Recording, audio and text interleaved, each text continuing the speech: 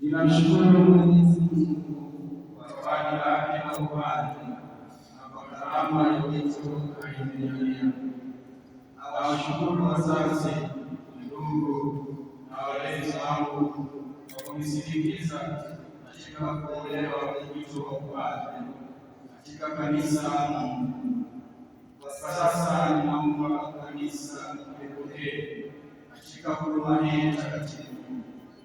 Kwa matoleo hayo ninajitoa nafsi yangu yote, vipaji nilivyojaliwa vya kimwili na kiroho, na amali zote nitakazopata kama huduma na daraja takatifu ya upadre ziwe mali ya kanisa na jimbo kuu la Songea, ambalo kwake ninajikabidhi kwa uhuru kamili.